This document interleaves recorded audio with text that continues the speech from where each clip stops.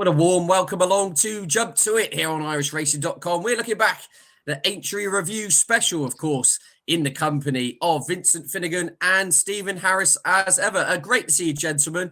I'm a bit tired after watching all my golf wagers go up in smoke last night. Specifically Cameron Smith on the 12th hole, where his ball's now sleeping with the fishes. Anyway, I know you two were in bed at 9 o'clock with peppermint teas, studying up for today's show. Great to bring you in, gents. Vincent, we'll kick off with you. How did you enjoy Aintree? How was it for you? And yeah, it really was 3 days of wonderful action, I thought. Yeah, it was very good. Obviously, not all of it was absolutely top class, but it was still great entertainment. The National itself, I thought, was a hell of a spectacle. We'd less than half the field finished, only 15 out of the 40 got home. But the winner, what a performance that was, particularly Sam Waley-Cohen as well on his last ride. Fantastic for him, unbelievable for Emmett Mullins. What a trainer he's turning into be. Only a 7-year-old as well, first one since 1940. Incredible. I thought the horse had no chance. Statistics and form told me no. On our preview show we did last week, of course, we Danny Mullen saying yes, he fancied that, or thought Emmett fancied it and thought it had a big chance. I couldn't see it. Still can't see it, but it was a hell of a performance. Yeah, absolutely. And Steve, to bring you in here, I mean, yeah, the Grand National, what a way to Sam Waley-Cohen to go out. We'll come on to that in a minute. But so again, it was a bit of a mixed bag for some trainers here, weren't we? We were talking off air. Some of Paul Nicholls' horses, shall we say, expected to run well, didn't. A couple of his lesser lights in the stable ran really well. And but a lot of the big guns got the business done, including Fakir D'Oudairies, who's a bit of a win machine, it has to be said. Yeah, I think Fakir D'Oudairies is one of the horses to take from the 3 days. Ed, I was on the second, like you, Hitman. I thought that was probably a career best run from Hitman. One of those horses you just can't believe it didn't win. Having backed it each way at sort of 12-1, had a proper go. You're sort of watching the race. Every fence was met perfectly. Bryony was at her absolute best, in the right place, on the shoulder of the favourite, cruised up to the favourite. I thought, well, he's probably got to win now, and the winner took off again. I think that was one of the best races form-wise of the whole 3 days. Typical Aintree, though, wasn't it? One or two absolute bomb outs altogether. You always seem to get that at this stage of the season. Brave Man's Game falling out the back of the TV. One or two others really disappointing runs. Champ in the Stayers Hurdle and Tyne Hill as well, feeling the effects of Cheltenham. But then the flip side is, as we were chatting before, some horses ran really badly at Cheltenham. Sire de Burley, and they bounced right back to better than ever almost. Yeah. So yeah, as usual, a head-scratching set of results. Yeah, absolutely. Aintree often does provide that, doesn't it? Getting towards the end of a long season, of course, we've still got Fairyhouse and Punchestown to come. So how much more petrol is left in the tank, I suppose, is going to be key moving forward. But going back to the Grand National itself, Stephen, you can continue here. Sam Waley-Cohen, his last ever ride on a novice, 50-1. I mean, you couldn't make this stuff up, could you? I just had to sit and laugh, really. I thought it was a brilliant performance to cap off the Grand National and ride off into the sunset, quite literally. Yeah, well, I mean, putting a sort of Harry Hindsight cap on, I mean, Sam Waley-Cohen is brilliant over these fences. He's got a fantastic record. I think his strike rate is incredible. He's won so many races over them, and he took the real brave man's route, didn't he? Up the inside. He was very positive, and I think he out-battled any second now when the chips were down after the last. It was a really exciting race. I know we had lots of carnage in behind, and unfortunately we lost a couple of horses as well, which is never good for the long-term prospects of the sport, to be truthful. But no, it was a brilliant race. Some people sneer at Sam Waley-Cohen, don't they? They think that, because his dad's got loads of money and there's lots of privilege involved. But, there's plenty of rich people in the world. Not all of them can ride a race like that. And he's a really, really top-notch jockey. He never really gets the recognition he deserves. Well, that's a very good point you make there. And Vincent, to bring you in, Barry Geraghty's got on record saying, well, crikey, as far as amateur goes, what a CV. 2 King Georges, a Gold Cup and a Grand National on it. I mean, there's a lot of professional jockeys, as you said, have been riding for years who would, give their right arm for a CV looking like that. And I mean, what a way to bow out. Your last ever ride, win the Grand National. Cheers. Yeah, and get a 9-day suspension as well and a 400 quid fine for the whip. But outside of that, look, it's fantastic. But the one thing I take out of this particularly is the fact that you've got to be a mega, mega rich person to get involved in the Grand National anymore. You look at the first 4 home, you have Noble Yeats as the Whaley Cohens, you have JP McManus with the second, and he's second now. You've got Michael O'Leary's Gigginstown operation with Delta Work. Even the fourth is a major landowner in the UK, mega rich people. that's what you seem to have now. You think about this dream that we have, the national velvet type thing, that anyone can get a little horse and win a Grand National. That's not the case. Anything that's got a possibility of winning one of these is snapped up by the big owners long before they ever get here. So really, it's not a race for the small guy. It's a race for the big guy, unfortunately, which is not what we want. That's not what I want to see anyway. Particularly, I'd love these little dreamy stories. We got a great story out of it anyway, with Sam Whaley-Cohen retiring and all the rest of it, and an amateur rider, first amateur rider in 32 years since Marcus Armitage. So it was a terrific story, and Emmett Mullins is a hell of a story out of it as well. All things considered, he's only 32. He rode as a conditional rider. He rode one winner at Cheltenham. He rode the Martin Pipe winner at 2011, I think it was. Sire de Berlay for Willie Mullins. Rode 66 winners as a jockey, but as a trainer, I think he's going to be a superstar, isn't he? He's already landed a few right touches down the line over the last few years. He's been training now 7 years, but this horse, it's only 7 years of age. All things being equal, there's no reason why it won't win again next year, possibly the year after. We could be seeing the first ever horse to win 3 in a row in the Grand National if everything was to work out right. So that itself, I think, was fantastic. The other thing to take note of here is Any Second Now had finished third last year. We know the horse was unlucky, ran an absolute blinder here, had every chance from the second last. There was nothing between the two of them until we came to the elbow, really, where the winner asserted. But the interesting thing here is Any Second Now carried almost a stone more than last year and ran 12 seconds quicker on the exact same ground. That shows how quick they were. Like they pulled 20 lengths clear of the third. And if you look at the second last, there's nearly 6 or 7 in line there, jumping the second last. Yet those two pulled 20 lengths clear of everything else. Probably a very, very good performance from both the first and the second. Yeah, indeed. It was an exciting race. I mean, of those further down the field, Stephen, was anyone you think, I mean, you could always make hard luck stories to half the field in a Grand National, but is there anyone you think perhaps has run better than perhaps the bare results suggest, or comes out with it in defeat, enhancing their credentials, shall we say?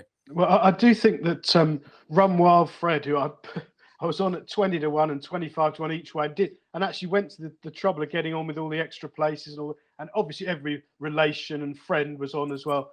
Fell at the 8th, cruising up the inside in a lovely rhythm. Davey just manoeuvring into a nice spot after the first mile or so, and somehow managed to fall at the 8th, which is a fence nobody ever falls at these days. So that was a bit of a choker. But no, I agree with what Vincent said, actually. It was a very high class race. I mean, it is. On ratings, you can see that it's become a much better race.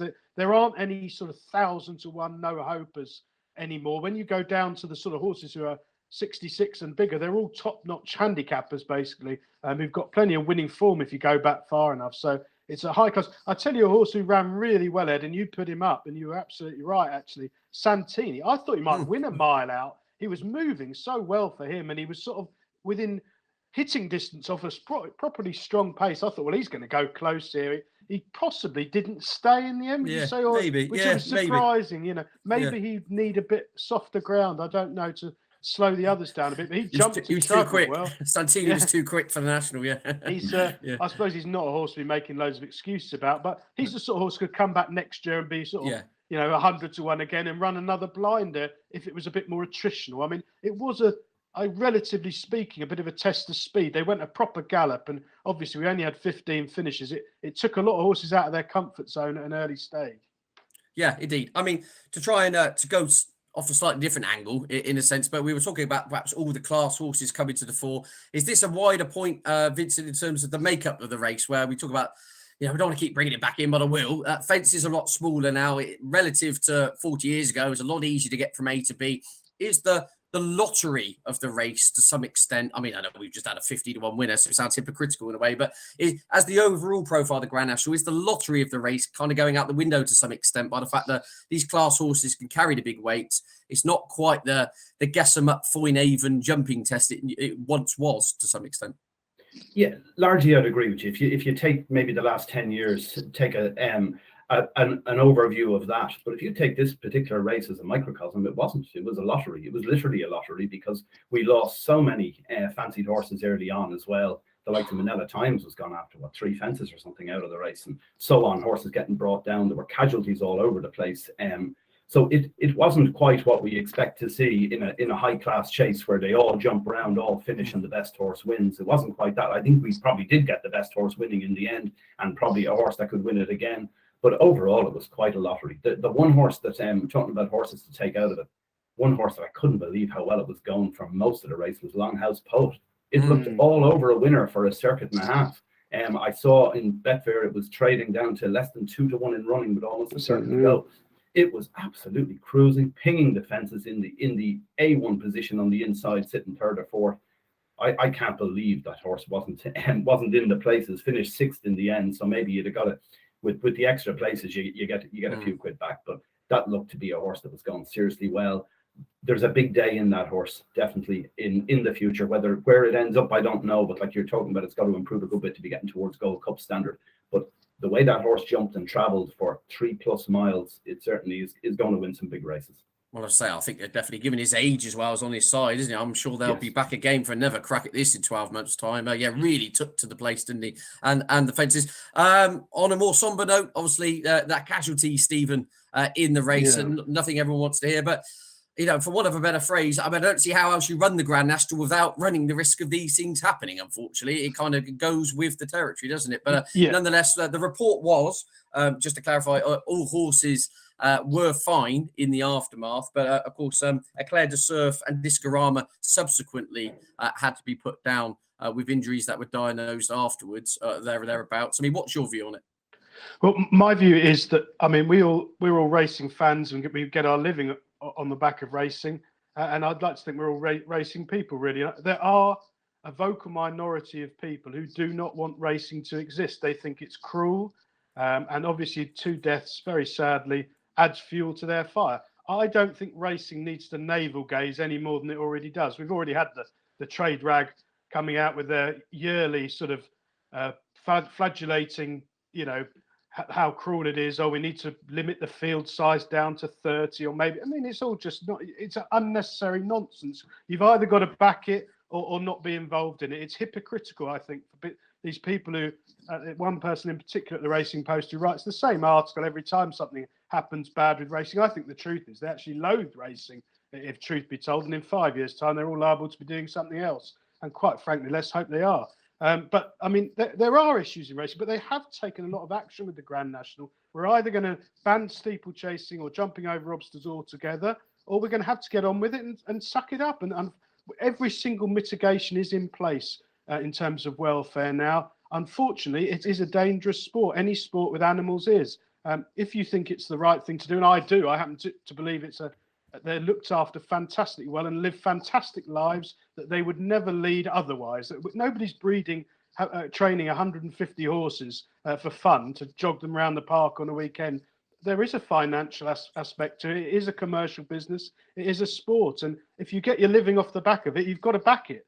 I'm quite happy for there to be, as the things that have happened, okay, they've detracted a bit from the race. The fences are now very small. They always make sure the ground's completely safe. Vincent will remember back in the sort of 80s, we had firm, hard ground for a Grand National. They went like the clappers. It's pandemonium, really. It genuinely was carnage, wasn't it, in those old days? Horses were falling all over the shop, and now it's a much more measured race. Unfortunately, this year we did have a few incidents, and sadly, a couple of horses lost their lives. But I think overall, racing needs to get on the front foot about this. Yeah, I was going to say, well, unless you run it as a 4-mile bumper, the truth is this is what's going to happen, isn't it? Really, the truth is, Ed, the people who don't like racing would not be happy with that either. That would be cruel as well. So you invite this in. You write these sort of articles. They've done it with the whip, the Racing Post. Nobody cares about the whip in the wider world. 1% of 1% of people have got any opinion on it. If you actually know about the whip, it doesn't hurt the horses. It's the noise that makes them go faster. There's no physical pain involved. Everything's been done to reach the point where we're at now, which is good. We live in a modern age, a PR age, where perceptions matter. But we can't keep on backtracking and hammering ourselves, shooting ourselves in the foot. And it's done by the same people over and over again, who all get a living off the back of racing at the moment, but don't actually like the sport. Well, it's interesting points. Vincent, to bring you in here, there is one side of the argument in that, and to kind of carry on from what Stephen was saying. Obviously, the Grand National, once a year, it's the one race where everyone sees it. But, you've actually looked statistically, there were 3 fatalities at Huntington meeting earlier on in the season, and absolutely no one would know that would have happened, if you see what I'm saying. So do you try and moderate the race anymore because it is the one big race in the public eye? Or, how do you kind of maintain the PR status quo and keep racing in the limelight for the good reasons, but also to, for want of a better phrase, appease the critics that it's being run properly and fairly and within, all kind of animal health and safety regulations? Yeah, I think the big issue here for me is when you look at it as a sport, you take other sports, take soccer for argument's sake. We had a match on yesterday in the Premier League, Man City playing Liverpool, right? Yeah. Two best teams taking each other on at the top of the league, high class quality entertainment with the best footballers in the Premier League. It's a showcase for that league and for soccer in general. The problem we have is our showcase is not actually the very best of what we have.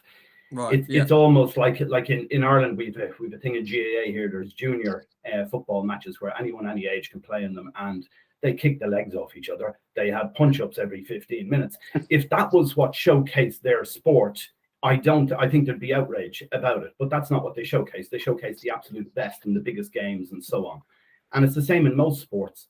But with this, we're showcasing something that is a little bit flawed in its way, because I suppose it's a little bit macabre in the sense that it's going back to the old days where it was just, didn't matter. It didn't matter how many horses died going back 100 years ago, perhaps.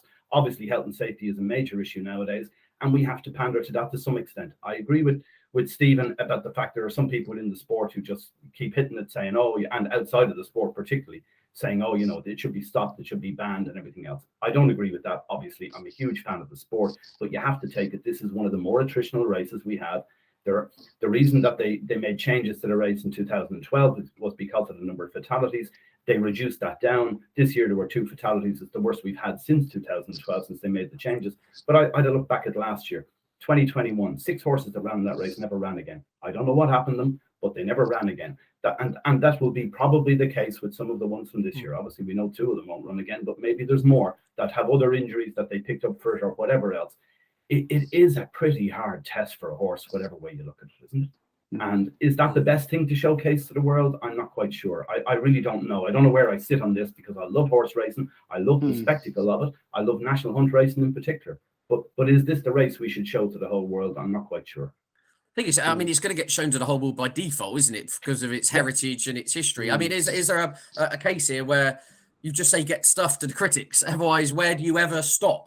Are we going to, in 10 years' time, the fences are going to be fixed brush hurdles, the ground's going to be soft or heavy because it's not too quick, there's only going to be 20 runners. Like, at what point do you stop moderating, I suppose, is the flip side of the argument. Well, I can see what Vince said. I do, in a way, agree with him. But here's the thing. We've got the Epsom Derby. It is a fantastic advert. It's a flat race. I promise you, if something slips up on the turn and brings down 3 others one year, which will happen, by the way, it's bound to. It's a funny track, Epsom. They overwater. It's happened before away from the Derby meeting. Say 2 horses get killed, and there'll be people queuing up to ban the Derby. So it's a very, very slippery slope.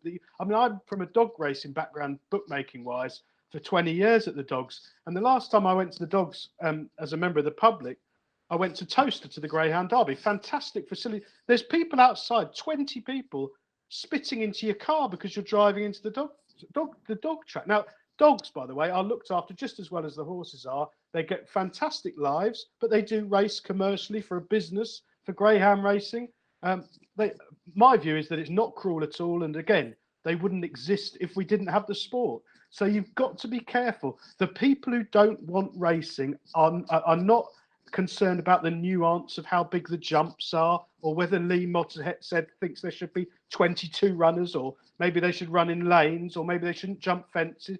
They don't care about the nuance. They think it's cruel that animals are used for sport. And you can have a very good debate about it, but we need to recognise that, because we're inviting in all sorts of problems that will eventually get rid of the sport, and very quickly. There's no jumps racing in America anymore. There's an awful lot of pressure to get rid of dog racing in other countries as well. Australia, I think, which has a thriving greyhound racing industry, is under a lot of pressure, the animal rights people. And once they've got one, they'll go for the next one. It won't just be jumps racing, it'll be flat racing, and this isn't right. And it's very, very dangerous. Indeed, there is the chance of that slippery slope, I think it's fair to say. Right, on to more smiley pastures, shall we say. Right, we're going to look back at the positives and all the good action we saw over the 3 days at Aintree. We'll go back to, we'll start in chronological order. We'll go back to Thursday, where I suppose the second race on the card Had us all talking, got everyone talking for what happened in the weighing room and the steward's room, I should say, afterwards, with a night salute and Pied Piper dead heating. Vincent, to bring you in here, there was a long steward's inquiry. We heard the testimonies, didn't we, of Davy Russell and Paddy Brennan. And Paddy Brennan, very fair play, came out and said he didn't actually feel the minor interference from Pied Piper and Davy Russell actually cost him the race. Nonetheless, the stewards kind of threw that viewpoint out the window and had their say. I mean, what do you make of the final kind of grumble before we do go on to all the highlights, if you like? Where do you stand with the stewarding procedure? Very quick. I mean, it's a long thing to talk about, but in terms of the evidence of jockeys, because is there an argument here to just say, do you need the evidence of the jockeys in the weighing room afterwards? Because what's happened has happened. Clearly, 99% of the time, the jockey's going to back their own corner for their connections, aren't they? It's seldom is someone going to come out and say, well, do you know what? Yeah, I cut him up. I meant to do it. And I do apologize, kind of. You're very rarely going to get that. Shouldn't, just to put it to you, is there an argument to say, bin all the evidence afterwards and just an independent panel looks at the what has happened and makes their decision without the kind of third-party noise coming in? Or do you think hearing what the likes of Mr. Russell and Mr. Brennan had to say in the aftermath was vital to getting the right decision? No, first off, I agree with you. This should be done by professional stewards ultimately. Right. Okay. And I also think the jockeys have. There's no reason for them to speak up, in my opinion. I think first of all, they're not trained in a legal argument and everything else and all of that. So from that point of view, they could incriminate themselves and everything else. They're better off just not having them there. And obviously, they're only going to fight their own corner anyway. So that's pointless.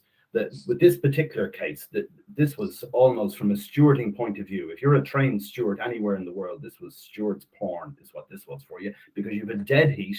And they're always dealing with these subjective things. Oh, a horse wins a length, but he hampered something 2 furlongs out. Did that make the difference of the length? It's all this subjective, trying to work out what was the actual interference and did it equate to the distance the horse was beaten in the end. This is perfect for them. All you need here is you have a dead heat. So any interference at all meant that they had to disqualify one horse. So the fact that they say that Pied Piper jumped left at the final flight and carried Night Salute off its intended line, that meant that there was interference. It affected the result because the result was a dead heat. It was perfect for them. It was absolutely lovely from a stewarding point of view. I'd say it's textbook stuff that they'll be teaching all stewards going forward, how you work this out.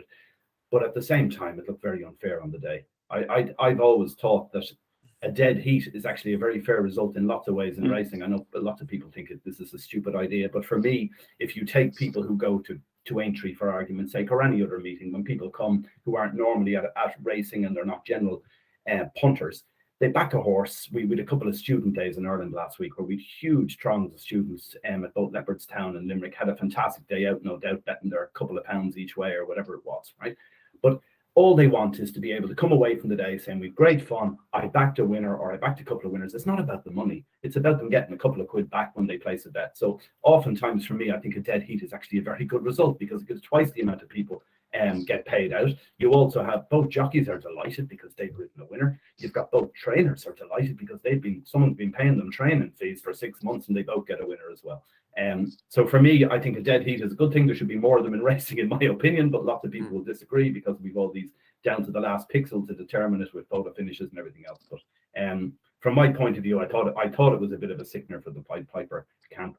And also, there was people over here in Ireland, I wouldn't agree with this, but they were saying that they thought that there was an anti-Gordon Elliott bias. That was the reason that it was for and everything else. Oh, they're just getting one back on him. I really don't think that's the case. No, indeed. Yeah, absolutely. I'm sure the debate will rumble on. We must move on. We'll go on to the bowl now and look at the result won by Clanders Obeaux, Stephen, a horse that myself particularly, but I know as well, we both discussed off air, we just can never seem to get right. A mercurial talent for the Paul Nicholls team, but he really roared back to form here and landed yet another Grade 1. Yeah, I mean, Aintree is a classic horses for courses track, to use that well-known cliche. Horses do run well at Aintree. They glide round. Clanders Obeaux has always been a glider. This is his game on his ideal ground. He was fresh. The blinkers obviously perked him up. I mean, financially, I was on Conflated. I was slightly, and I think he's a brilliant jockey, I was slightly disappointed with the ride Davy Russell gave. I think he thought he'd won from halfway, and he sat still. And I think before he actually got after Conflated, Clanders Obeaux was 6 lengths clear and they got the race won. And I mean, Conflated ended up getting beaten a length, closing at the line. I just think it was a slightly ill-judged ride, a slightly overconfident ride. I think Conflated next year would reverse the form, given a slightly different or more positive ride. Kenboy bounced back to a bit of life, didn't he? He went off in front. It shows we don't talk about this enough, really. Tactics in jump racing play a huge part. How things are ridden on certain days at certain tracks make huge differences. I mean, Kenboy in the main has been ridden negatively for most of the winter. He hasn't jumped particularly well, and he's never really got involved in most of the races he's running. But gunned from the tape, front running, he did jump out to his right. I wonder if he'd be better going right-handed in future, which is something that could come into play in the festivals coming forwards, perhaps. But yeah, he ran a lot better. The disappointment of that race, and Dan Skelton had a disappointing 3 days overall. He had Langer Dan win for him, but other than that, Protectorat majorly let down the Gold Cup form, which now looks like there was a superstar winner and a very poor lot in behind, which is what I must admit, I did think that at the time. Protectorat weakened very tamely. I suppose you could say it was after the Lord Mayor's show and after Cheltenham type run, wasn't it? Where just weakened and feeling the effects of it, perhaps. That would be the way I tend to look at him and Eldorado. And I think Brendan Powell said the horse just felt totally flat after the Ryanair and Protectorat. He looked to me like he was a horse who'd had a hard race. The next race on the card was the Aintree Hurdle, won in a wonderful style by Epatante. Hands up, got that totally wrong. I didn't think she's 2.5 miles. I was and ahhing about her, but she saw off the rivals in terrific fashion. Obviously, Zanna here was a late fooler in that race, but Vincent, Epatante, Nicky Henderson, terrific performance. And of those in behind, I mean, what do you make of the beaten rivals? Well, Zanna here obviously ran well. It was a fair performance. Would have finished second, I'd imagine. But Epatante, the trip is the key, isn't it? Looks a better horse over this trip. He certainly has her back to her best, you would say. Be interesting to see what he think about going a bit further with her, because she'll hardly win a champion hurdle again. But maybe the stairs is a route at some point. I don't know, but I thought it was a very good performance from Epatante. So it's a decent charge. Mayor's Hurdle, Stairs Hurdle, but it's opened up new avenues, hasn't it? That's the bottom line for a horse I actually thought was perhaps in the twilight of her career. But you want to say something there, Stephen? I laid her a place, Epatante. I mean, this was her 16th run for Henderson, and the first time beyond 2.5 miles a furlong. So he's been running her over the wrong trip for 3 years, basically. It's amazing. I mean, I genuinely thought she definitely wouldn't stay. I was actually sure. I've seen her beating horses for speed at Kempton over a very sharp 2 miles on decent ground. So I was amazed. I think it's probably, again, it was a very, very substandard renewal. I think Zanna here probably gave his running, but I'm not sure any of the others did, and they're a pretty exposed lot. Monmiral and McFabulous, and they're grade 3 horses, aren't they, rather than grade 1 horses, I think. Interesting. Time will tell with that. You're right, but nonetheless, it was a spectacular performance. We'll move on to the Friday, the top novices hurdle. So an absolute ding-dong battle, didn't it, between Jonbon and Al Fabiolo, a fantastic tussle, which Jonbon, some people question his temperament in the build-up, yet he really knuckled down here, Stephen, and showed a bit of resolve, I thought. Yeah, I mean, he in running again, he did look beat, didn't he? I mean, he was in a muck sweat at the start, which he always is. He didn't really settle that well, but he put his head down and they pulled 19 lengths clear from the last. I think this was a proper race. One of the horses I want to take from the 3 days, Ed, is El Fabiolo, finished second, Willie Mullins. No experience, but pretty strong in the market, 4-1 against Jonbon, who went off evens. Most people did think he'd be a shorter price than that, but they pulled miles clear on good ground in a true run race. I think that's very good form. Jonbon is going to be a serious horse when he settles down. I mean, can you imagine him over fences? Probably next season. I mean, he's going to be electric, isn't he? Henderson will have him schooled. He'll have jumped 1,000 fences before you see him. He's going to be a real prospect for next season. Yeah, absolutely. It'll be a really good chaser. Al Fabiolo, Vincent, given his inexperience and also watching the race back, he was a bit unlucky with interference, wasn't he, to some extent? He ran an absolute stormer on just his second start. Was it Tremor, I think he came from winning it 1-4 or something on heavy ground? It was a huge step up, wasn't it? Yeah, heavy ground. Like, it's hard to believe. Willie Mullins obviously has so much ammunition. That's the thing. How many more are hiding down there we haven't even seen yet? They'll pop up now and punch us down. There'll be something you've never heard of before. We'll hack up. That's what happened with Shack and Poursois a few years ago. We'd hadn't heard of the horse. Came out and won in Nace or something just after Cheltenham. Hadn't run there, hadn't run anywhere. Came out in Nace and then went and won in Punchestown and looked a superstar at the time. This is another one. A horse we'll talk about later, Gentleman Du Mee, another one that he just seems to pull them out of the bag, doesn't he? Really high class horses. So I'd say we're in for a treat at Punchestown when he's going to definitely produce another 2 or 3 of these. Yeah, I think that's fair to say. On to the mile-made novices chase now. 3 miles, 1 furlong contest. Looked the best 4-runner race on paper we'd seen for some time. Ahoy Senor winning the race for the Lucinda Russell team. Fury Road was second. Long Press well beaten in third. Brave Man's Game very disappointed. 11-8 favourite coming home last of the 4 runners. Stephen, how do you sum this up? Do you think Ahoy Senor won it fair and square? Do you think the others?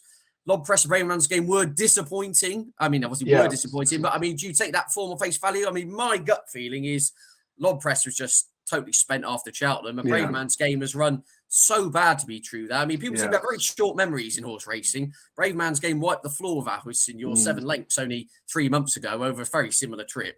Yet just ran bizarrely below par. I mean, is this a race we could be getting a bit carried away with now? Because I mean, Ahoy Senor's into around 8-1 to win a Cheltenham Gold Cup. Or do you think, look, this is a proper stayer, and we have to take him seriously in all the big contests next season? Well, I think I agree with your sentiments. Basically, 8-1 is a ridiculous price. I wouldn't take 50. The form, it's this. Will you lay me 50? Can you lay me a bit? This is classic Aintree, though, isn't it? This. People, it's a very, very dangerous time of year, this, to get perceptions about horses. You need to be getting them from about November, December, January, February. That's when you build your thoughts. This is all an afterthought. 2 horses gave their running.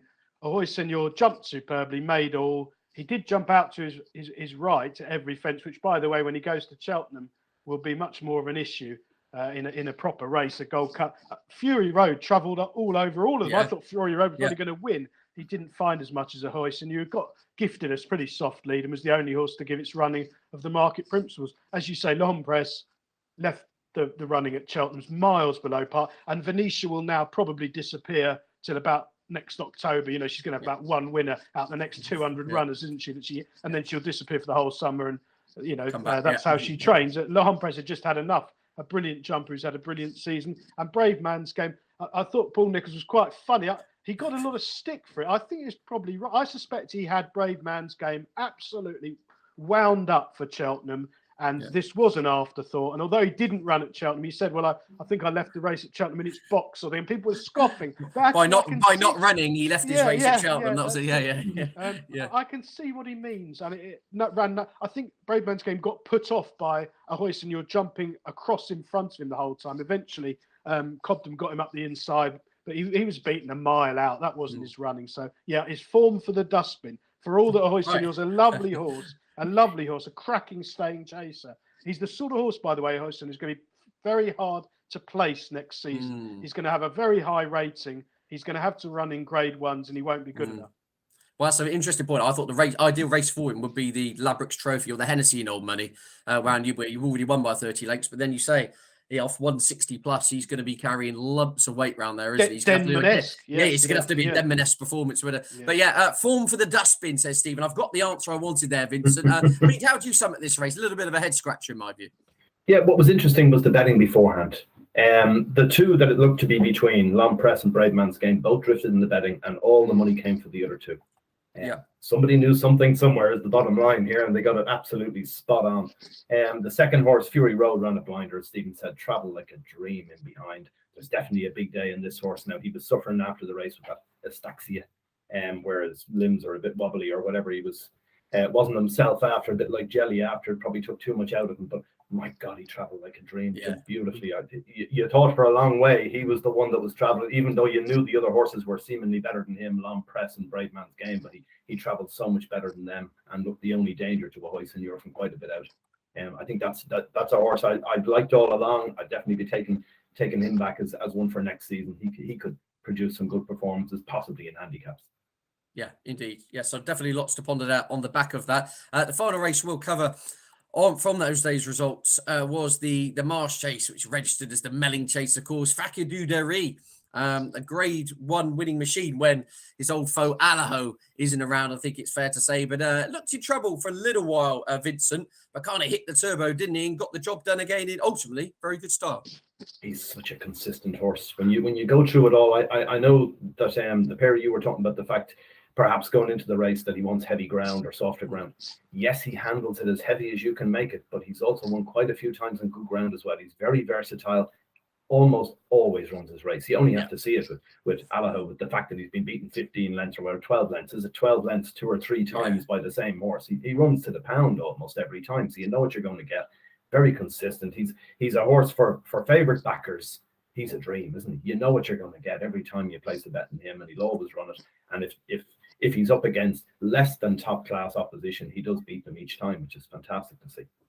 Yeah, indeed. Very smart performance. Stephen, Hitman was the horse's second here. Horse myself, I knew pretty fancy. We touched upon it to start the show, but Lorcan Williams was on board for injured Bridie Frost, taking the ride for the Paul Nicholls horse. But what I just wanted to flag up was the way this horse, he tanked into the race like a really good thing, didn't he? But just again, I don't know whether it was a bit of inexperience or lack of battle hardness, or maybe just wasn't quite as good as Fakir D'Oudairies, who was a remarkable horse. I couldn't believe. I saw it. Fakir D'Oudairies only 7. It seems to be one of those. If you said he was a 10-year-old chaser, wouldn't have shocked me. Seems to have been around forever.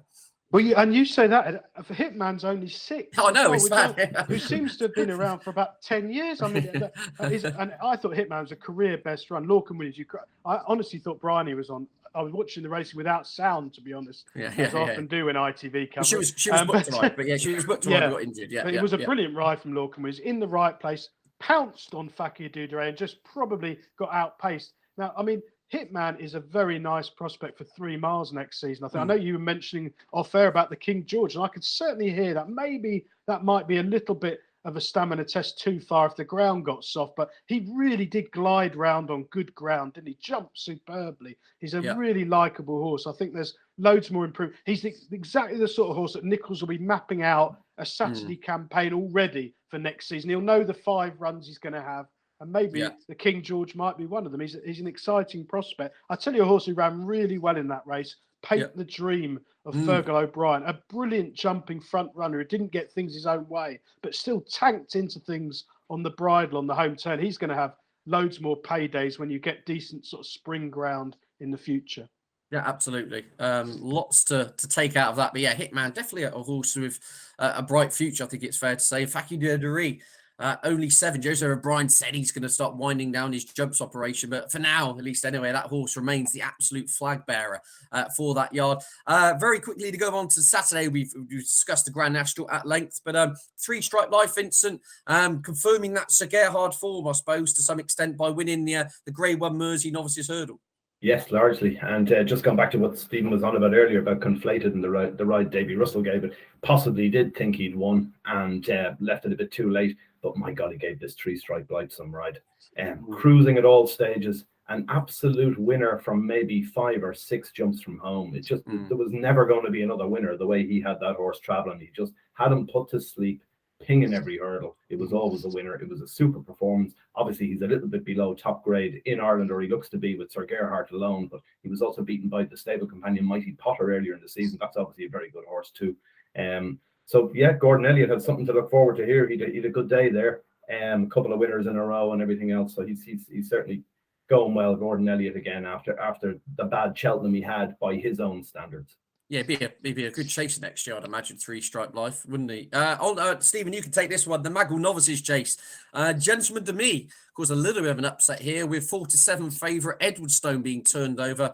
To my view, seemed to be no obvious excuse here. Gentleman Du Mee just seemed to run him into the ground from what I saw. Again, freshness, missing Cheltenham.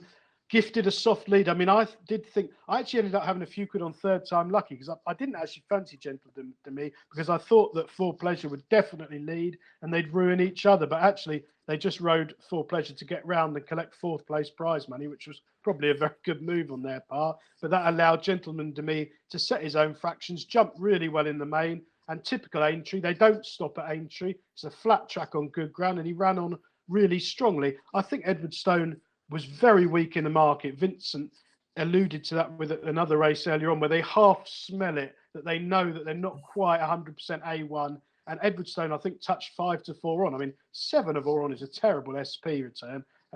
We might come to that another day, the SP returns at the moment. But he ran his race, probably Edwardstone, just with the edge taken off him. Third time lucky is becoming a bit of an enigma. He over-travelled again, despite the fact they were going a really strong gallop. Huge error, didn't he? Made one huge error, didn't he? He did, and Harry did well to stay on, lost his irons, and sort of he then got pulled. He was still pulling. He pulled him up to almost being level up the inside, and then I think third time lucky, they're going to be tempted to go along in front again with him, but they blew his brains out at Sandown earlier in the season trying to do that. I think he needs a really sharp 2 miles on quick ground, which you don't get too often these days, and there aren't that many races suitable. But he's got a hell of an engine. But this was a really strong race, I think. The front 3 are all horses probably going to be winning more races next year. Yeah, absolutely. It was a very impressive performance, wasn't it, from the winner there, Gentleman Du Mee. And then finally, Vincent, a horse I know is very close to your heart, Cider Burley. Of course, who landed the Liverpool Hurdle 16 to 1, beating the Cheltenham winner Flooring Porter. Quite a remarkable performance considering Cider Burley was beaten the length of the straight in the Per Temps final. A remarkable change of form in only 3 weeks, really. Yeah, the big thing for me is here I was disgusted.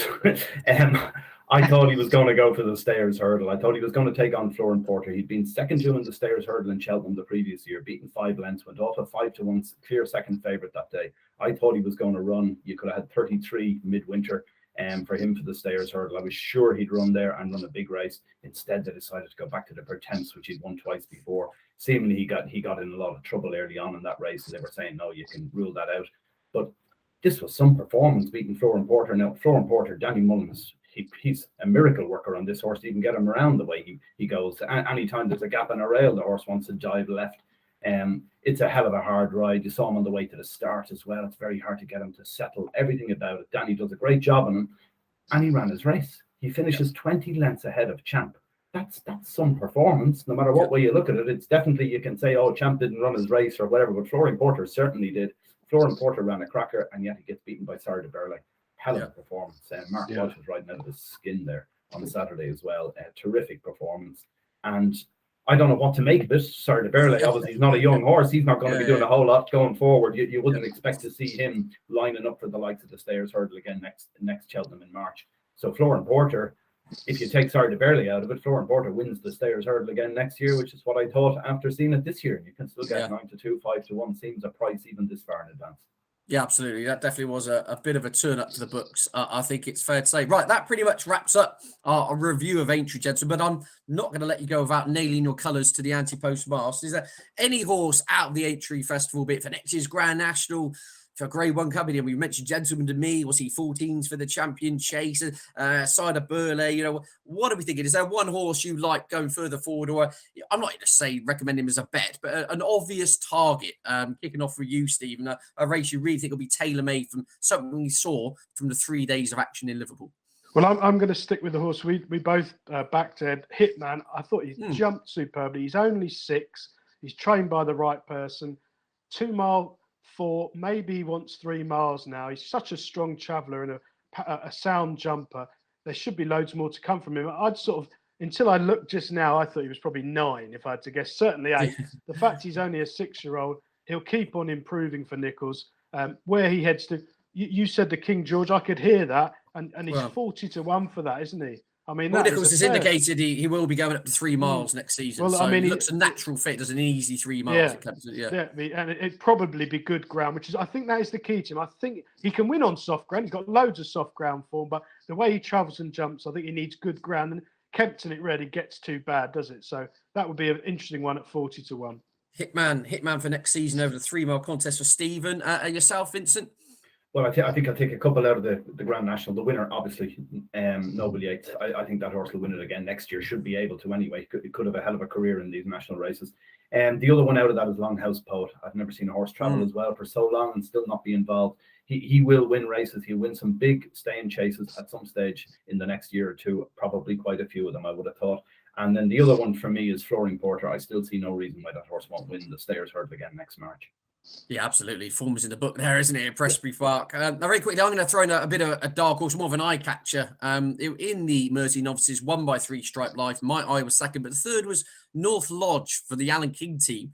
Made up a lot of ground from the back, staying on that occasion over 2.5. I was just looking at his pedigree. From the family of Blackjack Ketchum, of course. If you go back a decade or so ago, or even more, was a very smart 3-miler. He's definitely one I'll be interested in 3-mile handicaps next year. I'd be interested to see what they do with him. But of course, my thanks to Vincent and to you, Stephen, as always. Lots of stuff covered there. Please do get in touch on social media. Let us know your thoughts on all topics we've covered there, haven't we? From the Grand National, the good and the bad, through to all the top quality action we saw. But of course, keep your eyes on all Stephen's tips on bettingexpert.com and, of course, on irishracing.com for all the latest news and views and all the Aintree fallout. So much action, so much to, I'm sure, will still be talked about over the coming weeks. Of course, please do gamble responsibly, but we'll do it all again soon. Bye for now.